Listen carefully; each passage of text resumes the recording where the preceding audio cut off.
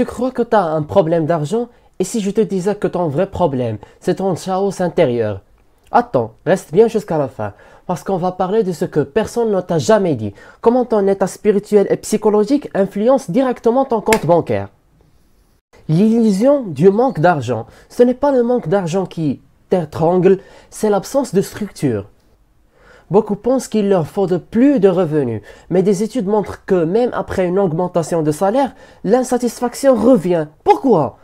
Parce que sans cadre intérieur solide, plus d'argent est égal plus de désordre. Je te donne un exemple. Les gagnants de loterie, presque tous finissent ruinés. Alors, si ce n'est pas l'argent le problème, c'est quoi? On y arrive. L'importance d'une structure intérieure. Ce qu'on appelle structure intérieure, c'est ta discipline, ta clarté mentale, ta vision et surtout ta connexion spirituelle. Le Coran parle d'aman et de tazkiya, purification intérieure. Sans ça, la baraka disparaît, peu importe combien tu gagnes. Tu ne peux pas gérer l'extérieur sans ordre intérieur. Tu vas savoir comment bâtir ces structures intérieures. Je vais te donner les 3 piliers dans un instant. Les 3 piliers d'une structure intérieure solide, les voici. Premièrement, connexion spirituelle constante. La prière, le dhikr, la mémorisation, c'est ton ancrage. Sans ça, tu flottes dans le vide. Deuxième pilier, clarté des objectifs financiers et de vie. Pourquoi veux-tu d'argent? Pour Allah ou pour l'ego?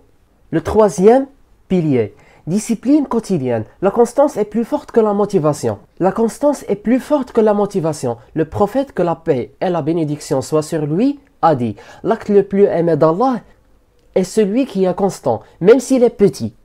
Ok, mais comment traduire tout ça dans ta vie pratique? Je te donne un plan simple maintenant.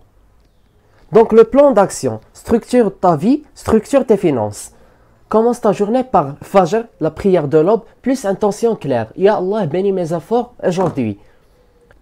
La routine, qui est composée de la première tâche spirituelle, plus la première tâche mentale, plus la première tâche financière. Évite le chaos numérique. Réseaux sociaux est égal désordre mental. Fais confiance à moi.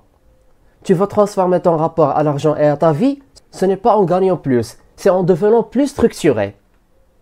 En guise de conclusion, je te donne une clôture inspirante. La pauvreté n'est pas toujours extérieure. Souvent, c'est un désordre intérieur qui appelle le désordre financier. Commence aujourd'hui à bâtir ta structure intérieure. Observe comment l'argent devient un outil, pas un fardeau. Et je m'interroge, comment es-tu intéressé à ce contenu sans que tu watches les vidéos précédentes dont on parle de la finance islamique, de la liberté financière et de la religion, du dîn islamique et de la psychologie moderne? Watch-les. À très bientôt.